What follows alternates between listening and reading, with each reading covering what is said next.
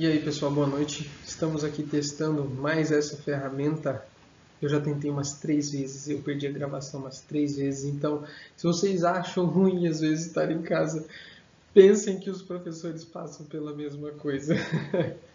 Mas vamos lá, vamos tentar. Eu gostaria que depois vocês me dessem um feedback para saber se está chegando esse material, se está chegando legal, como é que está sendo para vocês receber isso. Beleza? Bom, vamos lá. A gente viu até aqui algumas coisas. E dentre essas coisas que a gente viu, a gente já trabalhou um pouquinho os conceitos, por exemplo, de felicidade. A gente desconstruiu algumas coisas. Na aula passada, na verdade, eu passei atividade sobre qualidade de vida e bem-estar, mas na outra, a última presencial, a gente falou um pouco sobre emoções. E hoje a gente vai dar continuidade falando um pouco sobre o que vocês estudaram na semana passada e complementando um pouquinho, tá bom? Então espero que vocês tenham lido, vocês tenham um mínimo aí de conhecimento a respeito disso, que é o bem-estar e a qualidade de vida, para hoje a gente poder dar continuidade à aula e à nossa atividade. Bom, primeira coisa, o que é de acho da qualidade de vida? Vocês devem ter visto que não é fácil encontrar uma definição e é realmente complicado encontrar um conceito que explique o que é qualidade de vida, mas de forma sucinta, a gente sempre teve uma ideia e sempre vinculou isso ao grupo de comunidades, riquezas que de certa forma a gente pode desfrutar. Então, na nossa sociedade, com as características ocidentais que nós temos, a gente sempre achou que qualidade de vida estava relacionada à moradia, portanto ter um teto, água encanada, energia. Ou seja, esse grupo de comunidades que, de certa forma, auxiliam o nosso dia a dia e trazem, de certa forma, um senso do que é uma vida boa. Porém, as pessoas utilizavam isso de uma forma meio, assim, de qualquer jeito. E principalmente dentro da política, designando reformas da área de saneamento e coisas que seriam feitas. E por mais importantes que elas fossem, nem sempre o fato de as pessoas terem acesso a esses recursos tornava elas com vida boa. Ou fazia com que elas avaliassem ter uma vida boa. Né? E aí a gente tem como exemplo esse filme que está posto aqui embaixo, né, do Riquinho Rico, onde, na história, não sei se vocês lembram, né, o Macaulay Culkin inclusive está bem diferente disso que está aqui na foto, mas é de um menino que tinha tudo, ou seja, desse ponto de vista da riqueza, das comodidades, ele tinha de tudo e ainda assim não era feliz, né? Porque o que ele queria poder brincar com as outras crianças, ele queria poder compartilhar desses momentos, jogar beisebol e fazer o que as outras crianças faziam.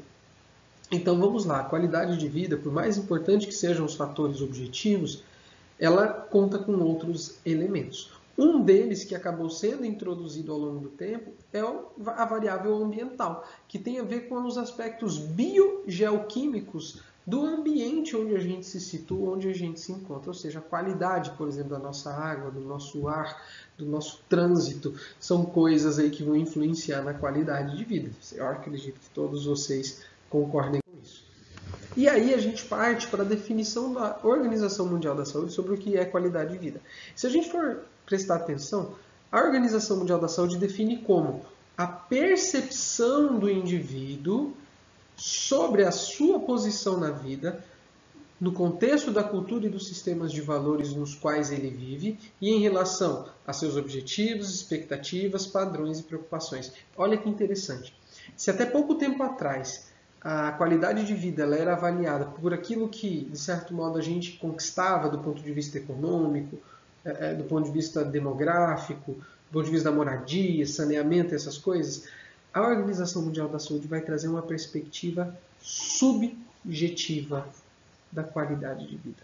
Ou seja, é uma percepção do indivíduo. É como o indivíduo percebe a sua posição na vida. E é a partir disso que a gente vai começar também a falar de bem-estar subjetivo. Antes, porém, a gente vai dar continuidade aqui para vocês entenderem o que é qualidade de vida um pouquinho melhor. Então, a qualidade de vida, ela vai envolver alguns fatores que não são aqueles objetivos e materiais, mas também fatores como a vida familiar, amorosa, social e ambiental. Então, a gente começa a entender que a qualidade de vida não é restrita a esses fatores objetivos da vida e materiais, mas a um âmbito de vida como as relações que a gente vai estabelecer com família, com amigos e com o nosso ambiente de uma forma geral. Agora, isso tudo vai depender do que a minha sociedade entende como sendo valoroso ou bom, no tocante a conforto, né, e bem-estar. Porque, por exemplo, aquilo que eu considero como bom aqui no Brasil pode não ser bom lá na Indonésia, por exemplo. Talvez ter uma moradia de alvenaria, que aqui é muito bom, lá não seja nada para eles. Então, a avaliação da qualidade de vida também vai depender do contexto sociocultural onde nós estamos inseridos.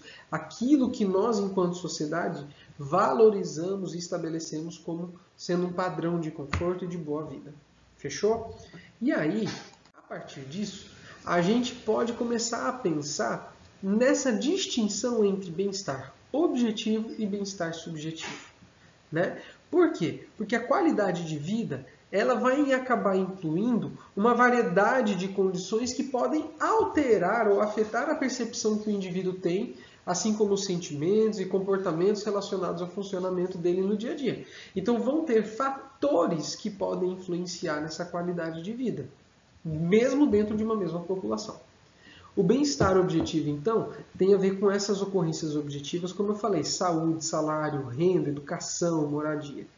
Já o subjetivo tem a ver com as experiências do indivíduo que ele teve ao longo de sua vida, né? E os indicadores emocionais de satisfação e felicidade. Então, o bem-estar subjetivo ele é avaliável. E o objetivo também.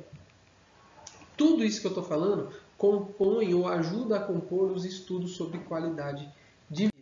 O nosso foco na nossa disciplina vai ser sempre o bem-estar subjetivo.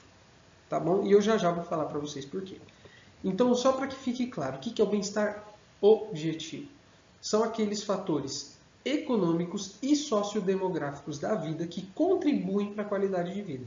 Então, algumas coisas como salário e renda vão afetar a qualidade de vida? Claro que vão. Ter acesso à moradia, saúde, educação vai alterar a qualidade de vida? Também vai. Então, esses são fatores objetivos, porque eles são observáveis, mensuráveis. Tá ok? Não depende da avaliação do indivíduo. O simples fato de acessar esses serviços aumenta a qualidade de vida e o bem-estar. Fechou? Já no bem-estar subjetivo é um pouco diferente. Tem a ver com a satisfação de vida. Então, existe avaliação de satisfação de vida. Vocês sabiam disso? Tá. Se não, não eram obrigados. Mas sim, existe a avaliação de satisfação de vida. Então, um dos critérios para saber se a pessoa goza de bem-estar subjetivo é o grau de satisfação que ela tem com a própria vida, bem como a avaliação dos afetos, principalmente as questões dos afetos positivos e negativos. É o aspecto emocional, como ela vivencia ou como se articulam essas questões do humor e do afeto na vida da pessoa. São coisas então que nós podemos mensurar, pesquisar, quantificar para a gente saber a respeito do bem-estar subjetivo. O objetivo, como a gente já falou e já ficou um pouco claro, ele tem relação com os fatores sociais, econômicos e demográficos. Porém, por mais importante que os objetivos sejam, todas essas vivências são subjetivas. Deixa eu tentar deixar isso mais claro. Vamos imaginar que você não tenha condições e de repente você ganhou um carro. Você nunca teve a oportunidade de comprar um carro, nem ter um carro. E de repente você ganhou um carro. Alguém te deu um carro. Se compadeceu da sua situação e te deu um carro. E é um ninho, velhinho. Eu tenho um, mas não é tão velhinho. Tá bem reformadinho, bonitinho. Mas imagine que você ganhou um. Uma pessoa que nunca teve, ter agora um meio de locomoção, caraca, vai ser um efeito. Agora imagine que é uma outra pessoa que já teve de tudo e de repente ganhou um no velho. Já tinha um carro melhor, mas ganhou um no velho de alguém. Talvez não vai ter o mesmo efeito. Então, por mais que as coisas objetivas sejam importantes, o valor delas vai depender de como nós avaliamos essas coisas objetivas. Deu para entender? As coisas objetivas são percebidas de modo subjetivo. Ou seja, e aí tem um exemplo aqui, ó. Por exemplo, possuir grande quantidade de bem-estar material não implica em desfrutar de altos níveis de bem-estar subjetivo. Eu posso ter muitos recursos materiais e nem por isso me enxergar com bem-estar subjetivo. Eu posso estar completamente infeliz. Fez sentido? Ao mesmo tempo, não deixam de ser importantes. Porque dinheiro, pode não estar diretamente relacionado ao bem-estar subjetivo, mas a falta dele é um preditor negativo do bem-estar subjetivo. Ou seja, não ter nada de dinheiro geralmente baixa muito o bem-estar subjetivo. Então, por mais que ele não seja o melhor parâmetro para nos avaliarmos a satisfação com a vida, ele também não é insignificante. Deu para entender a necessidade desse equilíbrio? É porque todas as situações são avaliadas subjetivamente. A gente julga e avalia a nossa vida de uma maneira pessoal.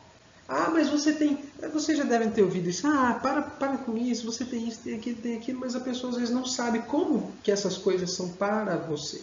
Por isso que depende muito da avaliação subjetiva que nós temos das coisas que são materiais e objetivas. Tá bom? E aqui entra um aspecto interessante. A gente está falado até aqui sobre felicidade, sobre bem-estar, e vocês podem estar um pouco confusos. Felicidade e bem-estar são a mesma coisa? No senso comum, sim. Mas aqui para a nossa disciplina, não. Tá? O que nós vamos falar muito? Bem-estar subjetivo. Por quê? Porque o bem-estar subjetivo tem a ver com aquilo que os estudos científicos comprovam. Por quê? Porque o bem-estar subjetivo ele pode ser mensurado, ele pode ser estudado. Como? Através dos índices de satisfação com a vida e os afetos, né, positivos e negativos que as pessoas vivem na sua vida. Agora, a felicidade é um conceito que a gente acabou depravando e fica muito complicado às vezes trabalhar porque a gente já tem conceitos pré-estabelecidos a respeito do que seja a felicidade. A gente viu um pouquinho disso. Então, a gente vai falar aqui às vezes como um senso comum, usando a felicidade como bem-estar, mas não são necessariamente a mesma coisa. Tá? A felicidade ela tem a ver com esse estado onde o bem-estar subjetivo é um dos elementos, assim como gozar de situações prazerosas, ter saúde, crescimento, enfim. Tá? Espero que isso esteja ficando claro.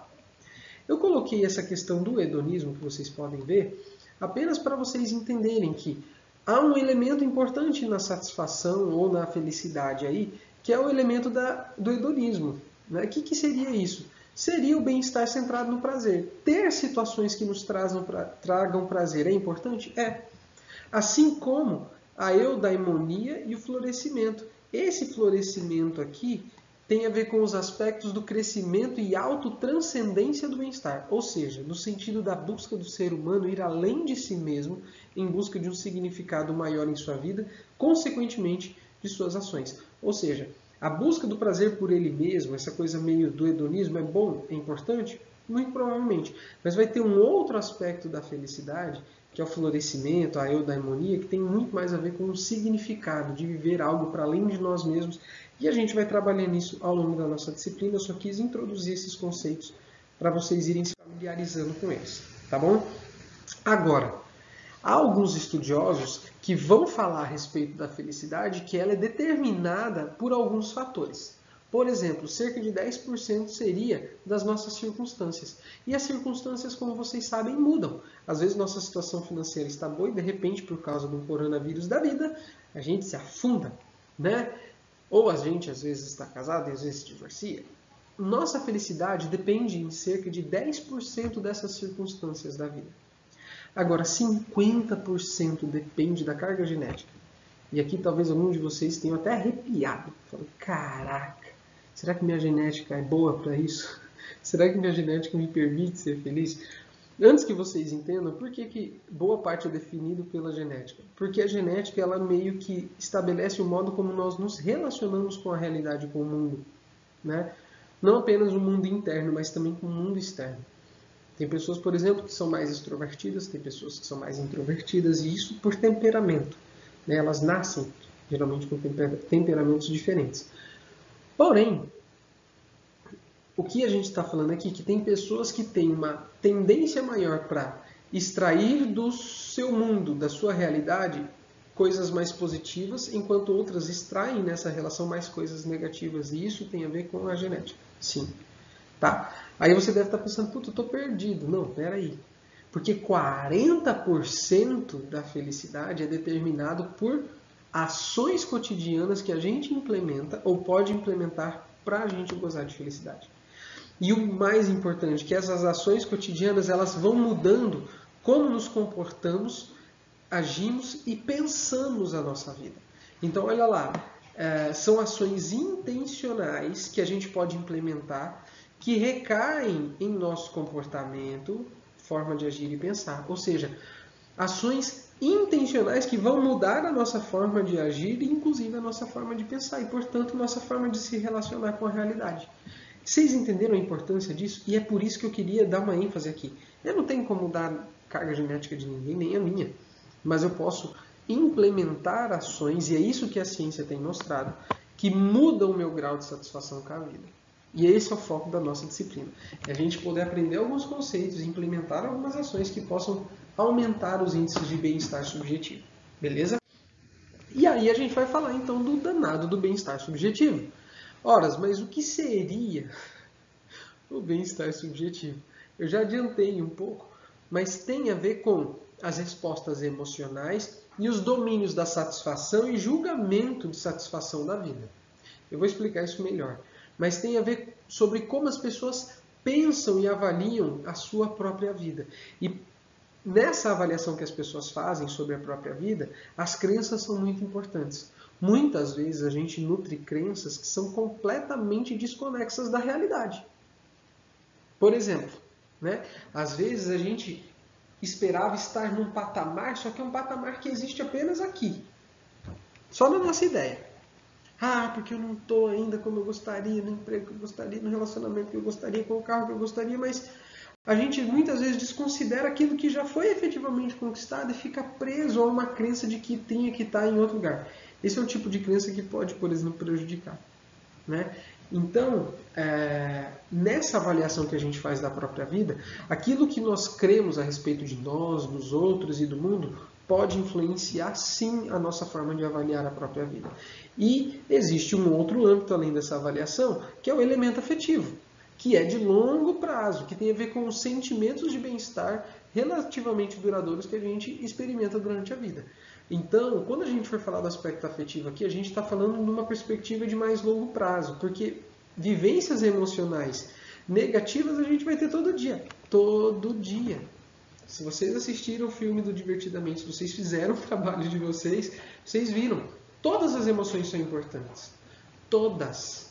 E nós vamos vivenciar todas elas. Porém, na nossa vida, que nesse longo prazo preponderem as positivas em relação às negativas, ok? Mas é necessário um equilíbrio, como a gente vai ver agora, Se a gente for entender, então existe dentro dessa avaliação do bem-estar subjetivo, existe um aspecto cognitivo, que é o quê? Como eu julgo estar em relação às expectativas que eu criei para mim, é uma avaliação subjetiva, cognitiva, eu penso, eu estou com 30 anos, eu queria estar assim, mas eu estou assim. Ou eu queria estar assim e eu estou assim. Essa avaliação que a gente faz influencia no nosso bem-estar subjetivo. Existe então também um aspecto afetivo, que é o equilíbrio entre emoções positivas e negativas, de preferência mais positivas que negativas, num passado recente aí. E também os aspectos psicossociais e de saúde mental, que tem a ver com o quê? Aqueles fatores de saúde mental que podem interferir no nosso bem-estar subjetivo. Por exemplo, se você está vivenciando ansiedade, depressão, isso vai alterar a tua forma de julgar e avaliar seu bem-estar subjetivo. Se você goza de um locus de controle, ou seja, tem domínio sobre alguns aspectos da vida, tem otimismo, dependendo de como está a sua autoestima, tudo isso vai afetar o bem-estar subjetivo. Esses são aspectos, então, da esfera psicossocial. Então, há alguns aspectos que vão influenciar essa avaliação como um todo. A nossa personalidade, idade, gênero, entre outros. Falando isso, aqui estão alguns exemplos que podem, de coisas que podem afetar ou influenciar o nosso bem-estar subjetivo. Um deles é a renda. Eu já falei sobre isso. Mas olha só, o que as pesquisas mostram? Que depois de atingido um certo patamar, a renda não altera mais o bem-estar. Então, às vezes, a gente coloca tanto na cabeça renda, achando que essa vai ser a grande finalidade da vida. Para ser feliz, basta ter dinheiro. E a gente vê que não. Atingindo um certo patamar financeiro, o dinheiro já não é mais um fator que contribua tanto para o bem-estar. Agora, não ter é sim importante. Por quê? Porque nós vivemos numa sociedade onde o dinheiro tem o seu valor. Para nós gozarmos, de certo modo, de alguns confortos. Então, a ausência dele é negativa, né? Ou seja, é importante que nós tenhamos, mas entendendo que ter demais não necessariamente vai aumentar seu índice de bem-estar subjetivo, tá? Gênero, mulheres jovens costumam ter mais altos índices de bem-estar subjetivo que homens jovens, mas isso se inverte na velhice. Dá para a gente dar uma lida, né? Mas uma das coisas é a própria valor cultural que se dá à imagem, e as mulheres não gostam de envelhecer. Homens talvez não gostem, mas as mulheres costumam gostar menos, né? Isso tem a ver com o valor cultural que a gente dá também para a velhice na nossa sociedade. Tem sociedades, por exemplo, orientais que valorizam muito a velhice. Nossa sociedade, ela não é lá da que valoriza mais não, tá bom? Trabalho, pessoas empregadas costumam ser ou ter mais altos índices de bem-estar subjetivo que desempregados. Nossa sociedade valoriza muito o trabalho. Casamento, isso daqui, gente, chamando a atenção de vocês. Vou até minimizar aqui. Ó. Pessoas casadas relatam maior felicidade que os não casados. Porém, em casamentos infelizes, o nível de felicidade é mais baixo do que entre solteiros e divorciados. Ou seja, a importância de casarmos bem, né? A importância das nossas escolhas. Se nós escolhermos bons companheiros e companheiras, a chance de gozarmos de mais altos índices de satisfação com a vida aumentam. Mas se a gente não fez boas escolhas e a gente não vive bons relacionamentos, nossos índices são piores do que solteiros e divorciados. Um dado de pesquisa interessante para a gente pensar. Vocês vão me perdoando aí porque tem uma trilha sonora de cachorros aqui ao redor, vocês já devem ter percebido. Vamos falar agora sobre alguns domínios específicos da vida onde a gente gosta de bem-estar subjetivo. Um deles eu já citei, mas só vou ampliar um pouquinho, que é o bem-estar profissional. Ou seja, se trabalhar eleva o bem-estar, por que será que isso acontece? Né?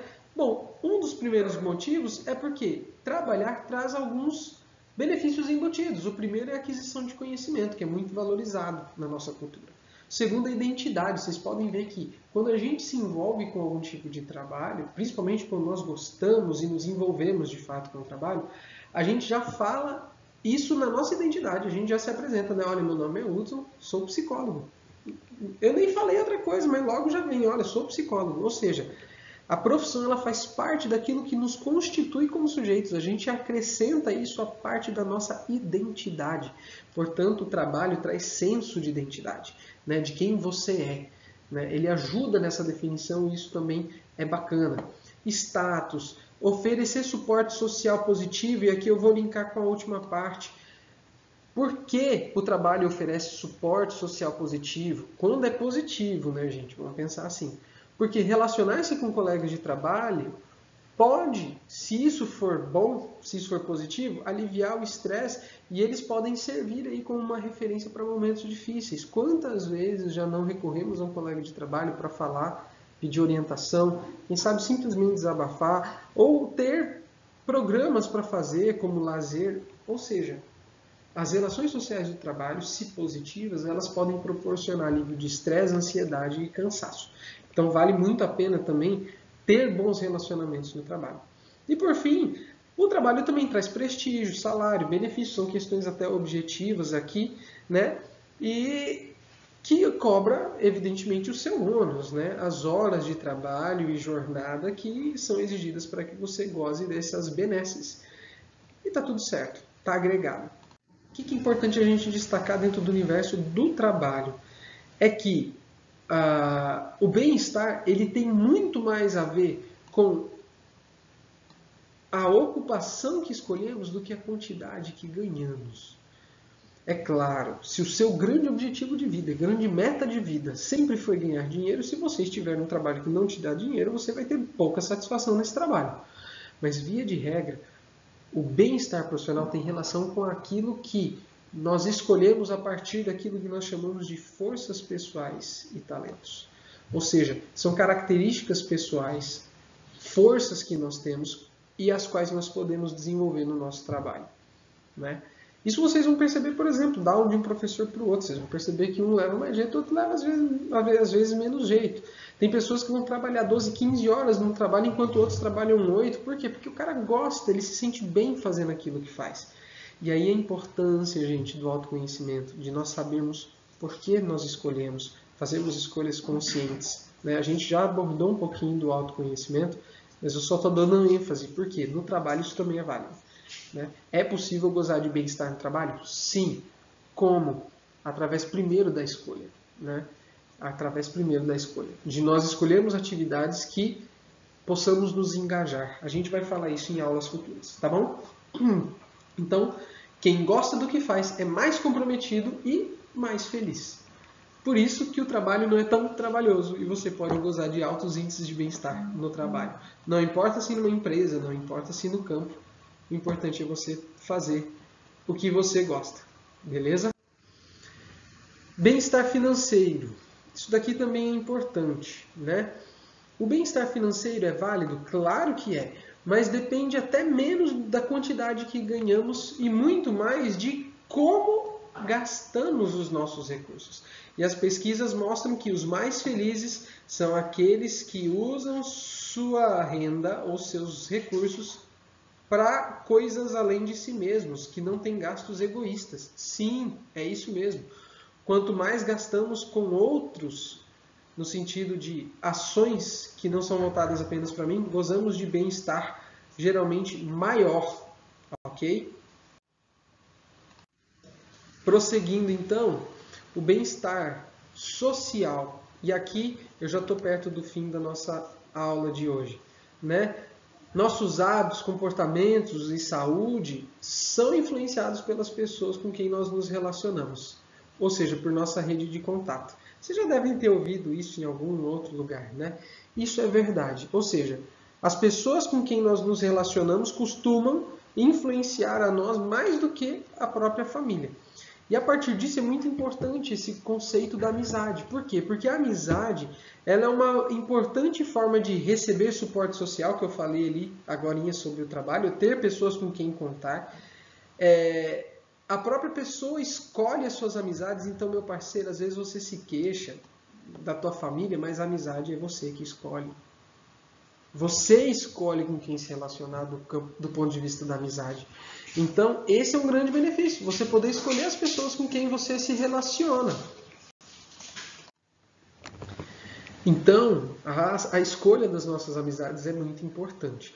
E são pessoas com as quais nós podemos nos relacionar a partir da identificação, de atividades que a gente gosta de fazer junto, coisa que nem sempre nossos familiares vão gostar. Então é a oportunidade de vivenciar algumas relações com um pouco mais de liberdade.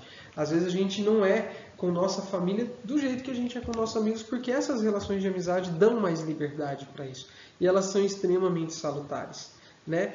As pessoas, então, precisam de amigos por 3 razões, segundo o que está aqui, né? Ajuda. Literalmente, a gente precisar das pessoas em alguns momentos. Informação, então, às vezes a gente vai buscar algum tipo de informação, é importante saber contar. Suporte social, na forma de conselhos, como vocês estão vendo aí, compaixão, compartilhar as confidências, né? Nossa vida e dividir atividades interessantes.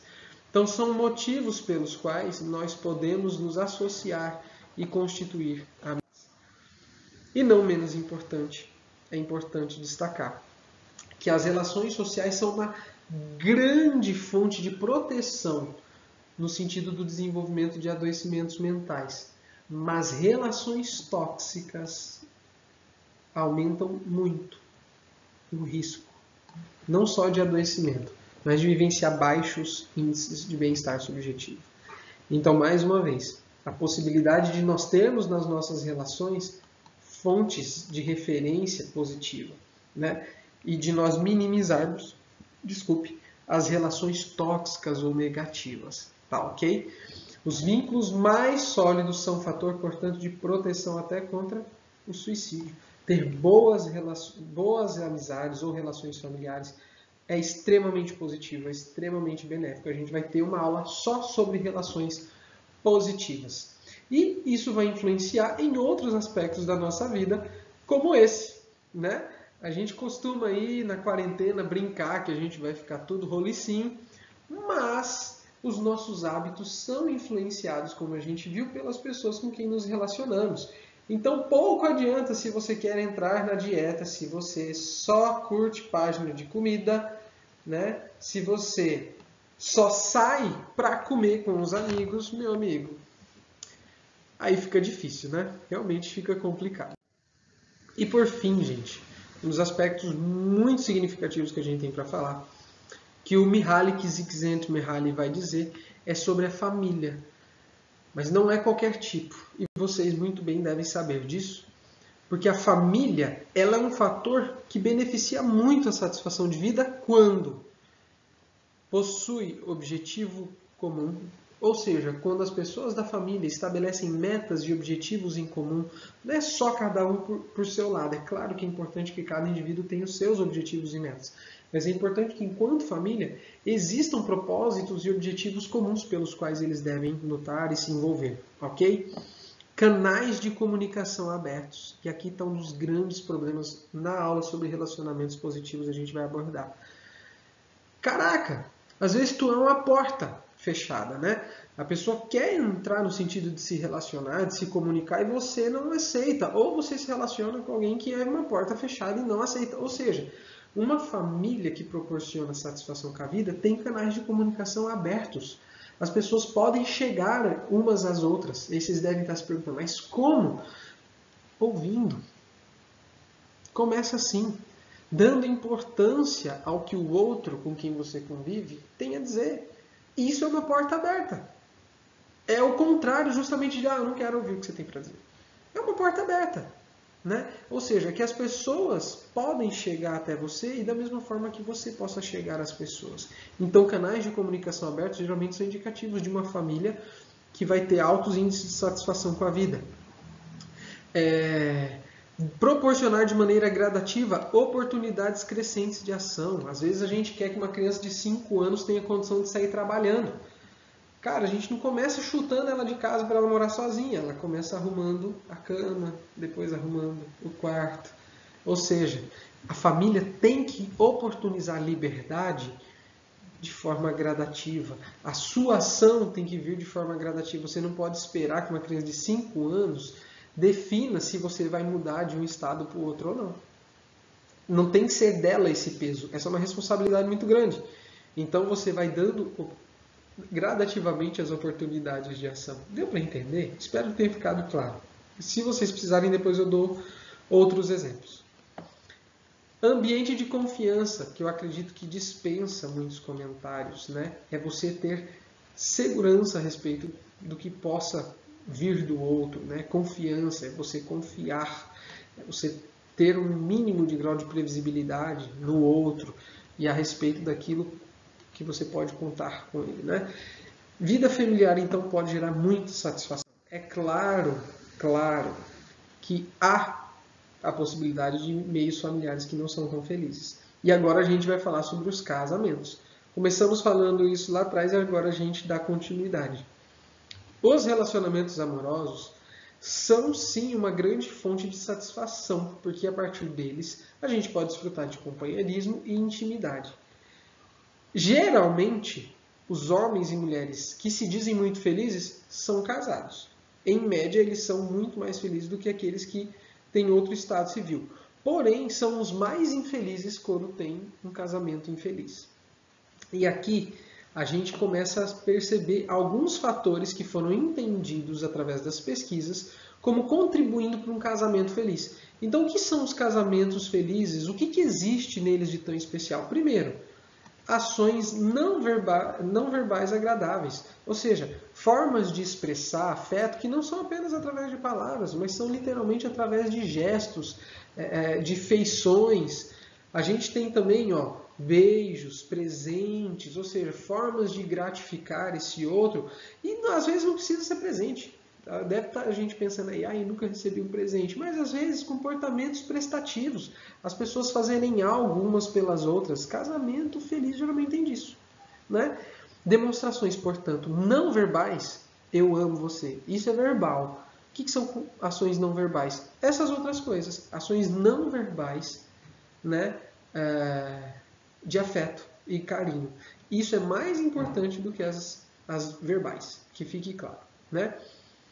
Eles também costumam gozar de maior satisfação sexual, bastante tempo juntos com o parceiro, acordo sobre finanças, ou seja, eles conversam, eles dialogam, eles concordam, eles têm objetivos em comum, como a gente falou, como falamos anteriormente, ou seja, eles se articulam, né? As finanças, inclusive, são acordadas, né? Não tem necessidade, às vezes, de ficar fazendo tudo escondido um no outro. E, por fim, aquilo que eu acho que é o suprassumo da bagaça, a aproximação na resolução de conflitos. Eles conseguem resolver os conflitos juntos. Por quê? Tem as portas abertas da comunicação, como a gente falou anteriormente. Entenderam? Resolve os conflitos. Está com um problema? Conseguem resolver. Isso, então, faz parte daqueles que são considerados casamentos felizes a partir dessas pesquisas. Ok? Então, além de tudo, né, ele é repleto de conflitos, o casamento, mas também a possibilidade de desfrutar de satisfação e felicidade. E aqui eu estou encerrando nossa atividade. Eu queria deixar essa frase com vocês. É uma frase do Viktor Frankl, que eu acho que é muito importante, ainda mais que nós tocamos em alguns assuntos como relações, casamentos e bem-estar. Quando a situação for boa, desfrute-a. Quando a situação for ruim, transforme-a. Quando a situação não puder ser transformada, transforme-se. Ou seja, existe uma última liberdade humana. O Viktor Frankl fala isso, que é a liberdade de escolhermos nossa atitude diante das situações. Ou seja, como nós vamos agir diante das situações. Essa escolha da atitude, ela é sempre nossa. Então, muitas vezes a gente está com problemas ou situações que estão para além do nosso poder de transformação. Mas se eu não posso transformar a situação, que tal eu transformar a minha forma de enxergá-la e transformar a mim mesmo? Fica aí a dica. Eu queria agradecer vocês pela atenção e, por fim, deixar essa atividade, né? Essa atividade, a atividade das 3 bênçãos, é uma atividade simples. Vocês vão ter que entregar isso para mim no portfólio. E como que vai funcionar? Vocês vão separar os 10 últimos minutos ali, antes de vocês irem dormir, e num caderninho de anotação, numa folha, vocês vão escrever 3 coisas que deram certas no dia de vocês, tá? Então, 3 coisas que deram certas no dia e vocês vão colocar por que elas deram certo. Então, por exemplo, por que isso aconteceu? Então, do lado do que deu certo, vocês vão colocar por que essa coisa deu certo. E eu já vou explicar, ou melhor, vou deixar eu explicar isso depois. Mas essa atividade, a ideia dela é que vocês comecem a partir desse tipo de atividade, e isso vocês têm que fazer todos os dias, gente. Vocês vão ter que me entregar isso no portfólio. É que através desse tipo de atividade, nós ensinemos o nosso cérebro a prestar atenção nas coisas boas e não apenas nas coisas negativas. Nosso cérebro é naturalmente tendencioso para prestar atenção em coisas que são negativas. E através dessa atividade, a ideia é reverter um pouquinho desse processo, ensinando a nossa mente a estar atenta aos aspectos positivos. E isso traz efeitos muito interessantes. Por isso, engajem-se, participem, não deixem de fazer essa atividade. Isso vai ser conferido no portfólio de vocês. Tá ok?